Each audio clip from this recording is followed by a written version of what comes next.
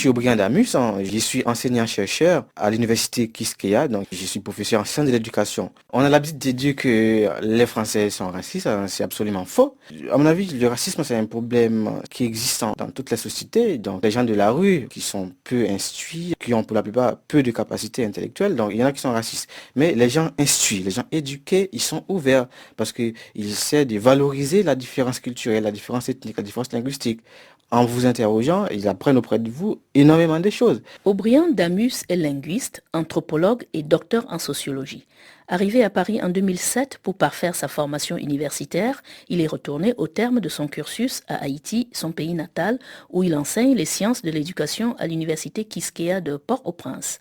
Aubrien Damus est en même temps chercheur au Centre d'études sur l'actuel et le quotidien de l'université Paris 5 Sorbonne, ce qui l'oblige à faire plusieurs voyages en France dans l'année.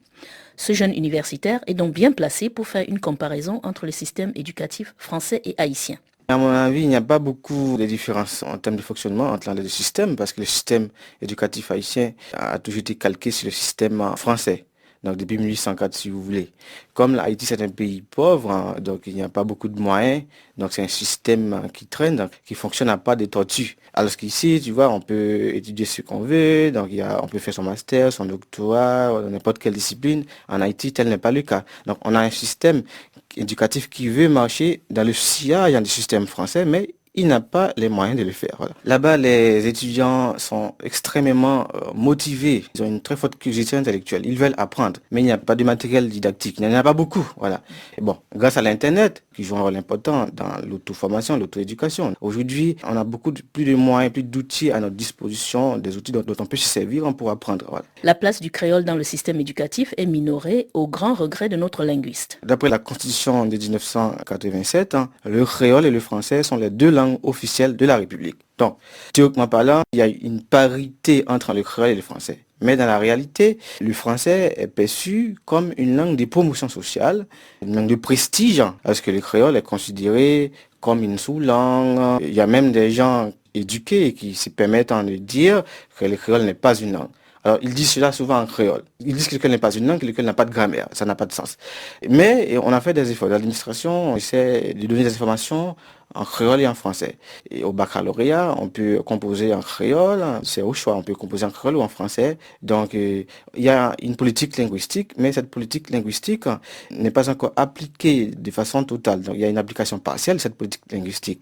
C'est-à-dire qu'il faut faire un travail au niveau de l'imaginaire des gens, c'est-à-dire qu'il faut modifier positivement cet imaginaire, c'est-à-dire qu'il faut que le créole, dans leur imaginaire, soit considéré comme une langue à part entière, comme le français, l'anglais, l'espagnol, etc. La langue créole est beaucoup plus valorisée dans les communautés haïtiennes à l'étranger et notamment aux États-Unis, comme l'explique notre confrère Éric Amien, originaire de Guadeloupe et créolophone, producteur de l'émission Le Club RFI.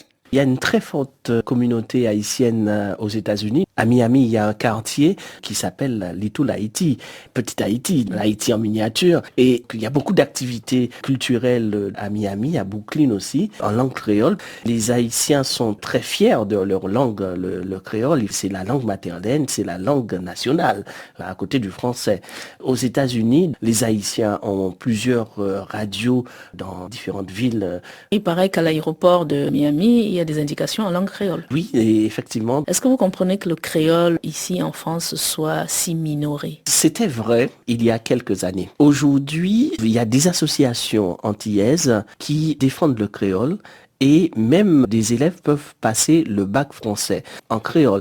Mais il faut bien comprendre cette situation, c'est que aux Antilles, Martinique, Guadeloupe et la Guyane aussi, à l'époque, il était interdit de parler le créole. C'est durant les années 80 que les intellectuels antillais ont fait prendre conscience aux gens que le créole est une langue comme les autres langues. Moi, c'est ma langue maternelle. Intéressant. Aubrien Damus. La reconnaissance du créole comme une langue à part entière, comme l'anglais et l'espagnol, prouve que les États-Unis pratiquent une politique linguistique, je dirais internationale. On se sent mieux quand on peut s'exprimer dans sa langue maternelle, quand on voit que sa langue est reconnue par un pays étranger. La langue est un outil d'inclusion sociale, d'intégration sociale, donc c'est quand même intéressant d'accorder une place importante dans une politique linguistique aux langues des minorités ethniques.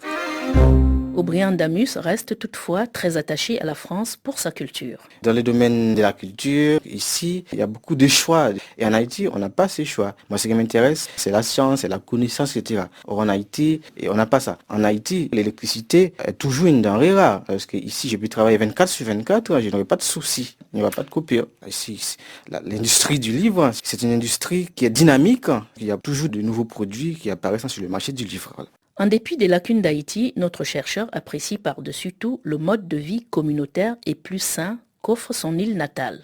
En matière d'aliments, en Haïti, on peut consommer bio. Donc, c'est-à-dire que nos agriculteurs n'utilisent pas de pesticides. Et on sait ici, les gens vivent dans la peur d'être atteints d'une pathologie tumorale, d'un cancer, etc. Tandis qu'en Haïti, on ne vit pas dans cette crainte-là, voilà, on n'est pas angoissé.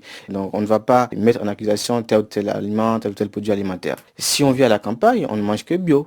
Mais dans la ville, il y a quand même des produits qui viennent de la République dominicaine. On pense que ces produits ne sont pas purs, voilà, parce qu'en République dominicaine, on utilise des pesticides. En matière de solidarité, ici, parfois, je me sens seul. Parce que ici, les gens ne vont pas venir chez vous si vous ne leur donnez pas un rendez-vous. Parce qu'en Haïti, il y a des visites surprises, c'est quand même intéressant, une visite surprise, les gens arrivent, voilà, et vous ne vous sentez pas dérangé. Parce que c'est culturel, c'est normal. On n'est jamais seul en Haïti. Le lien social est plus réel, est plus concret. Parce qu'ici, on a un lien social qui est à la fois concret, mais aussi virtuel. Voir les gens dans la réalité, c'est autre chose. Voilà. Ce sera le mot de la fin.